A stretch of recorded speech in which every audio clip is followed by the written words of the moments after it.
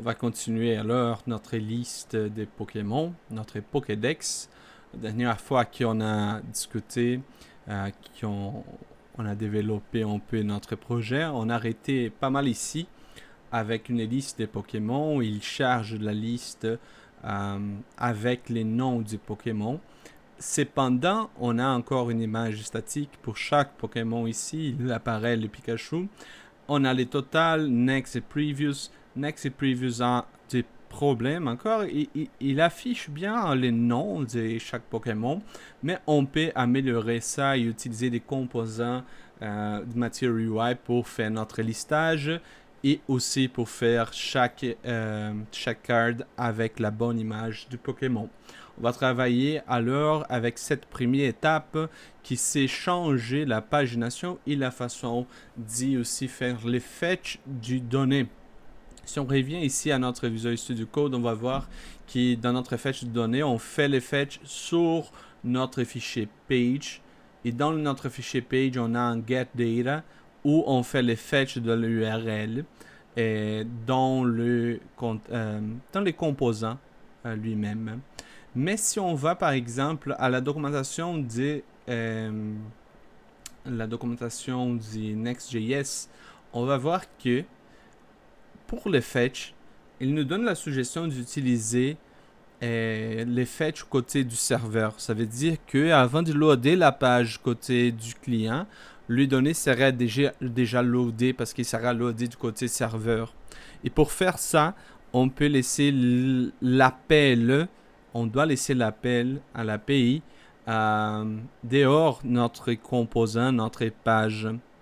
Le problème, c'est que si on fait seulement comme ça et on laisse notre page principale avec tous ces contenus-là, nous devons nous rappeler que ces contenus comme box, grid, etc., il vient du Material UI. Et alors, Next va nous dire qu'il utilise des composants comme box, grid, qui utilisent des contextes. Et s'il utilise des contextes, on ne peut pas utiliser un client un server component et on doit utiliser un client component. Donc on doit changer quelque chose pour pouvoir faire exactement comme on a la suggestion ici. Donc pour commencer, on va créer un nouveau composant, c'est les composants de la pagination. On va laisser les composants de la page principale ROM et ces composants vont appeler les composants de pagination. On va créer ici sur Components un nouveau fichier. Et on peut l'appeler Pokémon List. Donc un nouveau folder, Pokémon List. Et dedans Pokémon List, un nouveau fichier qui s'appelle Pokémon List.tsx. Et là, on va commencer à développer notre liste. En réalité, on va copier une bonne partie de notre code. On peut copier ici l'exemple du page. On colle ici. Et on commence à modifier pour laisser seulement ce qu'on a besoin. Donc, le nom du composant, c'est Pokémon List. Il va recevoir une liste des Pokémon. Donc, ici, je pense que oui, on a un type ici qui c'est le type de notre Pokémon, Pokémon List. Juste pour différencier, on va dire que le composant c'est Pokémon List, mais l'interface ici sera Pokémon List API. Donc, juste pour faire une différenciation entre les composants Pokémon List et l'objet. Donc, ce serait Pokémon List API. Si on continue ici, donc on doit changer l'import Pokémon List API. Ici, la même chose. En réalité, la propriété viendra de Pokémon List API. Non, en réalité, on va faire juste un moment. On va changer ici. Ça, c'est meilleur. On va créer une interface qui s'appellera Pokémon List Props, comme la convention nous demande de faire. Il va recevoir des données du type Pokémon List API. C'est bon. Props ici sera du type Pokémon List Props. Je vais juste copier et coller pour éviter de problème avec les noms. C'est bon, prop Pokémon list props. On va avoir ici les loading, set loading, on peut laisser ça. On va avoir aussi une autre propriété qui après on va utiliser pour garder les totals des pages. Donc total pages, set total pages. On va avoir besoin de cette propriété plus tard. Use state du type number. Et là, ça qu'on va faire pour calculer les numéros des pages, c'est savoir le total du Pokémon divisé pour les numéros total du Pokémon qu'on veut lister par page. Donc, on veut lister en général 8 Pokémon par page. Donc, on peut faire un props.data.count. Donc, il va calculer les totals des données. Juste un moment, c'est props. Donc, l'API, elle nous retourne les totals des Pokémon qu'il existe.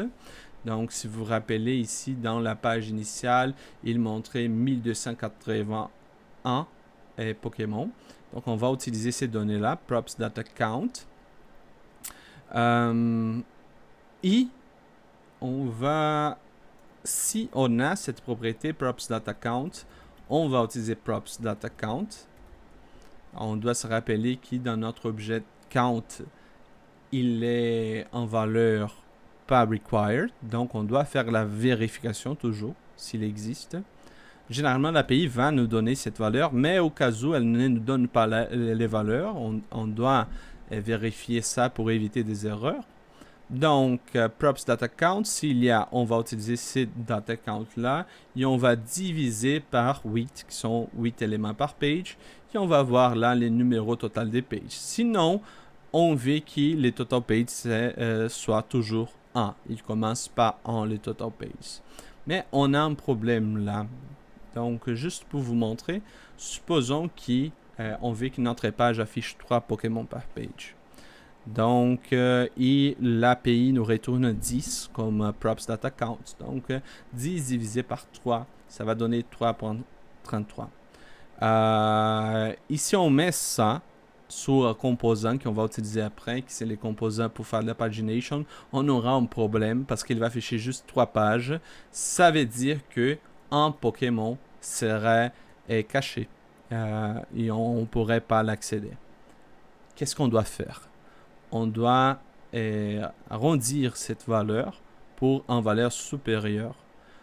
Comment on fait ça côté JavaScript? On a une fonction native qui s'appelle math.sale. Math.sale va arrondir le numéro pour les smallest integer greater than or equal to its numeric argument, donc pour plus. Et on va dire que, oups, c'est pas ici, en réalité c'est ici. Donc on va arrondir cet élément-là au cas où.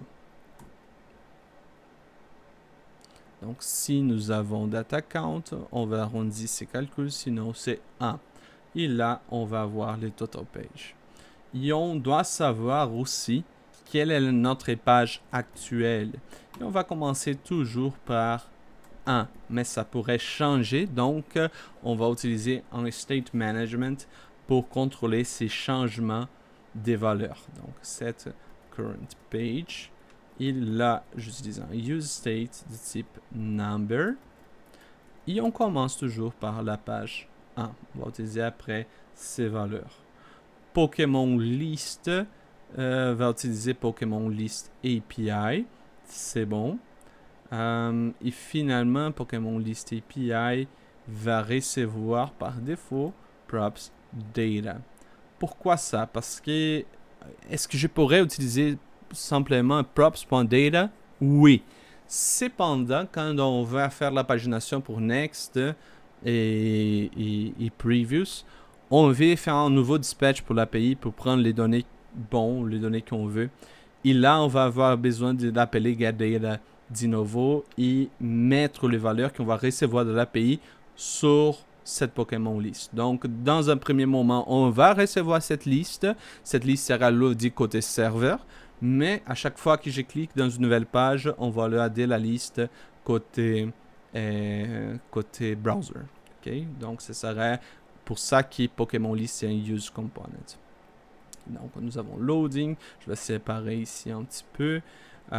Et après, nous avons notre get data. Pour le moment, cette get data, je vais changer get data pour devenir get API data. Il va recevoir une URL. Lorsqu'on entre dans cette fonction, on va dire que ça sera une fonction normale, pas asynchrone, parce qu'en réalité, on va appeler une fonction qu'on va créer et on va séparer après. Donc, je vais commenter ça pour le moment. Get API data. Ici, pourquoi? Duplicate function implementation. OK, parce que on a cette fonction de nouveau ici.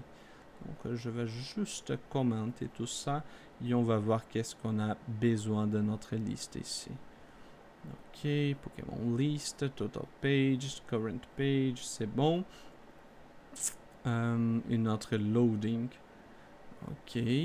Maintenant, je vais prendre cette liste ici, Pokémon list. Je vais aller sur page et je vais commencer à faire des changements sur ma page initiale. Je peux enlever ça pour le moment. Ici, dans ma page initiale, je vais commencer à faire quelques petits changements. Par exemple, je n'ai pas besoin plus d'appeler à l'API ici. On veut que cette page soit loadée côté serveur. Donc, je vais enlever useClient. Comme elle est utilisée côté serveur, je ne peux pas avoir un useState dans la page. Donc, j'enlève tout ça. Et ma ROM va avoir juste ça. Je vais commenter ça pour le moment. Je vais laisser ici, mais commenter. Parce que je vais utiliser ça après. Je peux enlever ça aussi jusqu'à ici. Et dans mon return, je vais changer tout ça pour appeler mon composant Pokémon list. Voilà, j'appelle Pokémon list. Je dois importer aussi. Mais il va dire qu'il y a un problème parce que l'interface ou mon contrat dit que j'ai besoin de passer data. Donc je vais passer data avec un array vide pour le moment. Mais il dit, ben en réalité, le data doit être du type Pokémon list API. Donc on doit faire un appel et cet appel passer pour notre data. Comment on va faire ça? On va créer un nouveau folder ici sur app. Laisse-moi voir où on peut créer ces folders. Dedans ces folders, on va faire l'appel à l'API. Donc, peut-être on peut avoir ici sur app. Laisse-moi voir si ça va causer des problèmes. Non, ici dans la racine source, on va créer un folder source src / API. Et sur API, je vais créer un nouveau fichier. Ce fichier va s'appeler... laisse-moi voir ici. Pokémon. Mais on a déjà un type qui s'appelle Pokémon API. Ben, je vais appeler Pokémon API. Pour les types, je vais changer après. Donc, ça serait Pokémon API.ts. Ici, les types, juste pour n'avoir pas de confusion après, les types seraient juste Pokémon.ts. Visual Studio Code va me demander de faire des mises à jour des imports. Donc, je peux le faire. Yes. Donc, il a fait les mises à jour ici pour Pokémon. Pokémon List API vient du Pokémon. C'est bon. Il a fait les mises à jour. C'est bon. Et sur mon fichier Pokémon API.ts, je vais prendre la fonction que j'avais ici en quelque part. Ouais, j'ai copié une autre partie, mais je peux copier cette fonction ici. GetData, c'est la même fonction qu'on trouve ici sur la référence. Donc, exactement cette fonction ici. On copie et on colle. Oups, pas ici. Pas sur page. Un moment. C'est pas ici sur page. C'est en réalité sur Pokémon API. Voilà. Donc, GetData va recevoir une URL. URL type string. Et elle sera exportée. Donc, export async function get data. Et là, on va changer pour le fetch être ou devenir exactement notre URL, les paramètres qu'on passe dans la fonction. Si l'échelle va montrer une erreur, c'est bon. On revient à notre page ici. Et là, si on voit l'exemple, il dit ici pour utiliser getData dehors page, c'est ça qu'on a fait, mais on a mis sur un autre fichier, on a mis sur le fichier Pokémon API, juste pour organiser nos fichiers. Et il fait ici comme exemple const data await get data. On peut faire la même chose. Donc on va copier ici et on va dire que data ici, et on va passer, va attendre une réponse dit la fonction getData. C'est comme ça qu'on appelait getData. Oui, getData. Donc, getData ou getData, on a besoin d'importer ici. Donc, add import. C'est bon, je viens d'importer getData. Il demande une URL. C'est cette URL que j'ai gardée ici. Je mets entre guillemets pour devenir une string. Et voilà. Maintenant, j'ai un const await getData. Il est ici parce que expressions are only allowed with an asynchronous functions. Et ici, nous avons une fonction synchrone. On doit changer pour devenir, notre page Chrome va devenir async. Voilà. Maintenant, je peux enlever aussi ces deux lignes. Ce sont des composants qui ne sont pas utilisés ici. Okay. Je les enlève. Pokémon Card aussi. Et j'ai juste Styles Pokémon List Get Data. Donc, j'ai ma page maintenant. Elle va rouler quand on va ouvrir ces pages. Il va faire, avant d'ouvrir dans les browsers, le serveur va déjà loader la liste des Pokémon. Il va mettre dans les caches aussi cette liste. De façon qu'à la prochaine fois que j'ouvre cette page, si je fais un reload de cette page, les bons, c'est qui les données. Et il ne va pas avoir besoin de chercher à l'API de nouveau les données. Parce que ces données seraient déjà stockées dans les caches. C'est ça qu'il dit dans la documentation. Si jamais on veut que les caches soient changés ou revalidés, on a ici Revalidating Data qui nous explique avec l'intervalle du temps, combien de temps on doit reloader les caches. Mais les bons, c'est qu'il ne va pas faire un dispatch à l'API toutes les fois qu'il load la page. Une fois qu'il fait une request pour cette page ici, il va garder ça dans les caches. Si on essaie de faire un request pour les mêmes pages, il va nous donner les bonnes données. Et il va chercher dans les caches et pas plus dans l'API. Les données, ça sera plus vite pour l'utilisateur. Ok, donc nous avons ici notre Pokémon List qui reçoit data qui vient de l'API. Si on va à Pokémon List, on doit changer encore quelque chose sur Pokémon List. On va voir ici, Current Page. Je vais enlever tout ça.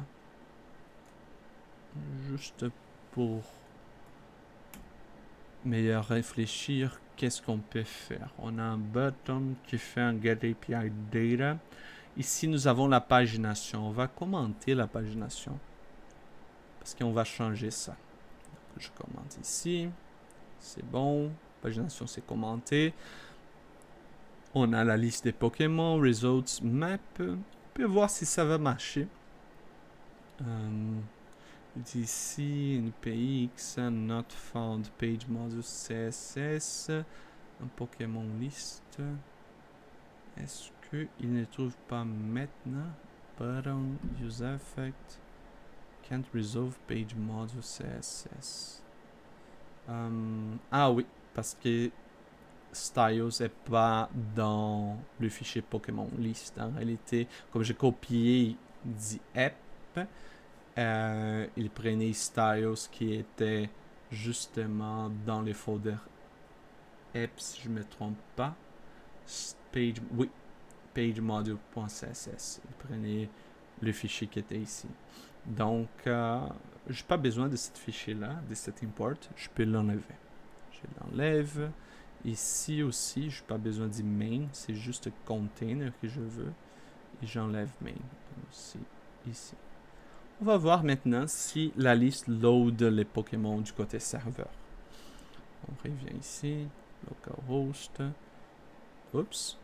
Je reviens à ma page. Et voilà. Il loadait la première page côté serveur. Si je fais un refresh, voilà. Vous pouvez voir ici que sur Network, il n'a pas fait un request pour l'API du nouveau. À cause qu'il a déjà ses valeurs. Ils sont cachés déjà ces valeurs. Donc, il n'a pas eu besoin de faire un nouveau call vers l'API. Si je reviens ici sur ma page, je vais commencer à changer pour avoir ici une pagination. Comment je peux le faire? Si je vais sur Material UI, on va voir qu'il y a un composant. Oups. Il y a un composant sur quelque part qui s'appelle Pagination. Voilà, Pagination. Donc, ici sur Components, la section Navigation, on a un composant qui s'appelle Pagination. Et là, on a les composants. On peut prendre n'importe quel. Je vais prendre comme exemple celui-là, Pagination. On voit que c'est facile à importer. C'est juste utiliser les composants et importer cette composant. Donc, c'est ça qu'on va faire. Primary avec cette couleur-là. Et on va mettre le composant ici. Pagination. On va l'importer. Voilà. Où es-tu? Là. Pagination from MUI Material. Il demande un count, qui c'est le total des Pokémon. Il y en a déjà ce total sur la variable total pages.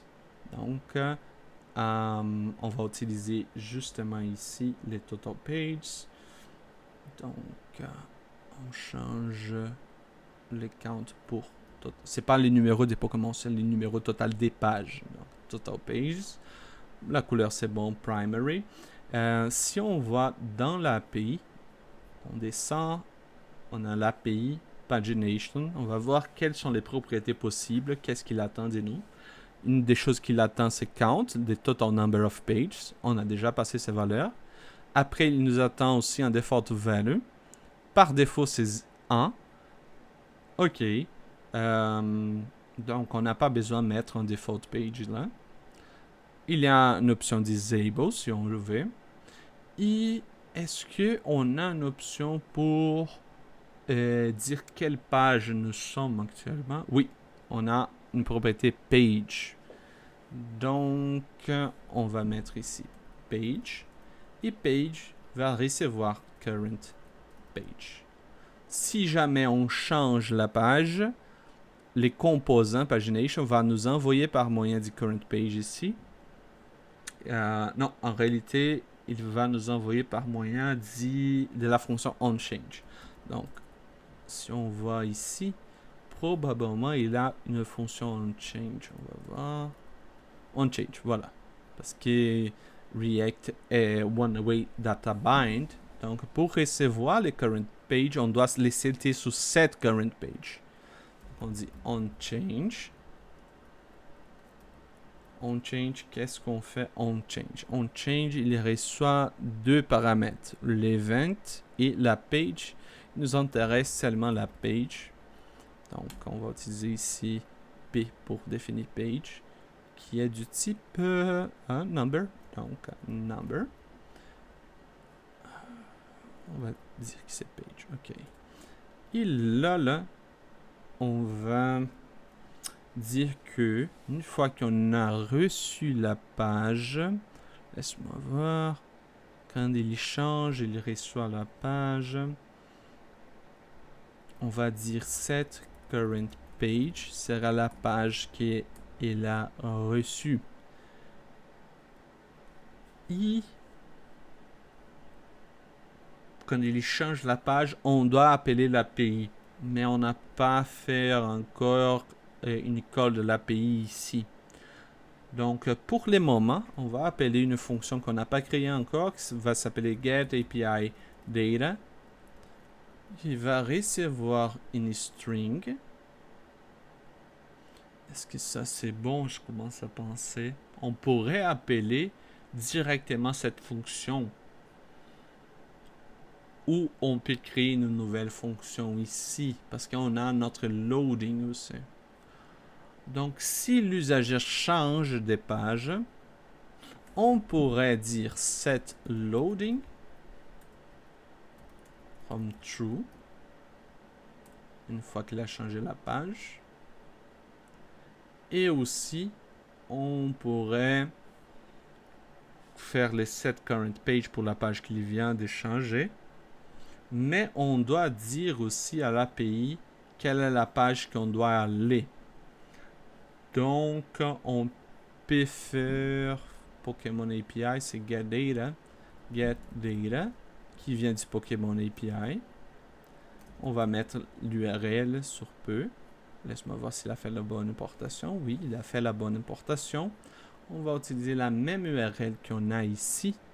Mais cette fois-ci, on doit changer offset. Donc, on va changer aussi pour pas une string, mais comme une crase là. Pokémon API.com, limite c'est 8 par page. Mais ici, offset doit recevoir exactement le valeur qu'il va commencer. Donc, pour la première page, il commence avec les records 0. Donc, il commence avec les Pokémon 0. Mais à partir de la deuxième page, par exemple, il doit commencer à partir du Pokémon 8. Donc, ici, on devrait changer pour une autre valeur. Et pour la troisième page, donc, ça serait à partir du Pokémon 16 ou quelque chose comme ça. Comment on fait ça? On peut mettre une constante ici après le loading. Donc, il commence à faire le loading. On fait une constante qui va s'appeler offset. Exactement comme ça. Égal à notre page actuelle, la page qu'il a changée, qu'il a sélectionnée, que l'usager a sélectionné, moins 1 pour savoir quel était le maximum value, quelle est la page qui en était, fois 8, qui c'est le maximum des Pokémon per page. Comme ça, on va voir l'offset. On les change ici. Et on les met ici. Offset, c'est bon. Donc, il commence cette loading. C'est bon. Il fait en getData. Et on peut faire ici en if. If. Non, en if, non. On continue. C'est bon, cette page getData. GetData, il est asynchrone, si je ne me trompe pas. Oui, asynchrone. Donc, on doit attendre une réponse. On va faire then. Lorsqu'on a reçu la réponse, on va recevoir la réponse avec les données qu'on veut. Donc, on peut dire qu'il va recevoir ici API return. Une fois qu'il a reçu API return, on doit setter cette API return sur notre liste. Donc, notre liste qui, dont en premier coup, reçoit props data, les données qui viennent du serveur et qui passent à travers du parent, du Pokémon list, qui c'est notre homepage. Maintenant, il va recevoir les données qui viennent de l'API, mais qui est appelée localement côté client. Donc, on va dire ici set Pokémon list reçoit API return. C'est bon. Ça doit fonctionner. Et finalement, une fois que tout est terminé, on fait un set loading false. C'est bon. Mais si je me trompe pas, on n'utilise pas le loading encore. Ça, on peut enlever. On n'a pas besoin plus de cette pagination ici. Je sauvegarde. Et on peut loader. On peut avoir un loading avant d'afficher notre grille ici. Pendant qu'il est en train de charger les données. La liste des Pokémon. On peut faire ici loading. S'il est en train de loader, on va montrer quelque chose, un spinner par exemple, un icône avec un loading. Sinon, on affiche notre grid. Ok, comme ça, il doit marcher. On va indenter ça. Et peut-être on peut mettre un box. Je commence à réfléchir. Cette box ici, en réalité, il doit être ici. Oui, parce qu'on ne veut pas afficher... Ouais, je me trompais. Ici. On ne veut pas afficher la pagination pendant qu'on fait le loading aussi. J'imagine. Ouais. Donc... un box, grid, ok. Et après, on a la pagination. Qu'est-ce qui arrive? Notre loading ici, il attend quelque chose. On va mettre un autre box, SXMB 2. Et là, je vais mettre un circular progress, qui c'est un composant Mature UI. On peut voir cette composant ici sur Mature UI progress, circular progress. Cette composant ici, on va utiliser. Oups, je suis sur l'API, mais ici, for example, on details progress demo. Cette composant ici, on va utiliser. Donc, on revient. Circular progress va être affiché une fois que il a commencé à loader la liste jusqu'à qu'il finalise les loading ici. On va dire qu'il va avoir un espace de 2, un margin boot, on dit 2, mais on peut dire aussi qu'il sera un display. Donc ça c'est CSS. On veut centraliser cette circular progress, donc display flex et justify content center. C'est bon. Après, on a ça et des problèmes. Ah, ok. Oui, parce qu'il y a une condition React, JSX, il doit avoir seulement un enfant. C'est ça. Donc, j'écris une fausse div et je la ferme ici. Voilà. Il doit avoir juste un parent. Donc, le parent peut avoir combien des enfants il veut, mais les JSX doivent avoir juste un parent. C'est bon. Maintenant, nous avons notre liste. Et aussi, nous pouvons voir ici sur GetData si ça marche. Ok. Il semble qu'il va marcher. Il y a des ajustements encore à faire, mais on va tester. Donc, on revient à notre page. On vient ici. Et voilà, il est en loading. Il n'a pas loadé. On va voir qu'est-ce qui se passe.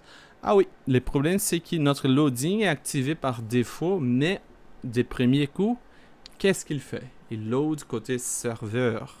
Donc, ce n'est pas cette fonction qui est en train d'être appelée, mais la fonction sur Page. Page qui a fait un appel du côté serveur, parce que ça, c'est un server component. une fois qu'il a reçu la data, on doit changer ici les Pokémon list en réalité. Parce qu'on dit que par défaut, il va commencer à afficher le loading. Et c'est pas vrai. Par défaut, il est false. Donc, voilà. Donc, notre liste est loadée. Une fois qu'on clique sur 2, il fait un loading. Il attend une réponse de l'API et nous avons des nouveaux Pokémon. On fait le troisième ici. Il attend et des nouveaux Pokémon. On peut voir ici que offset change. Limite c'est 8. Offset maintenant c'est 24. On change pour les prochains par exemple. Je vais juste cleaner ici. Voilà. Offset maintenant c'est 32. Limite 8. Je vais changer pour les prochains. Offset maintenant c'est 40. Si je vais à 161. Et il m'affiche le dernier Pokémon. Donc, offset c'est 1272. Limite 8. Ça c'est le maximum.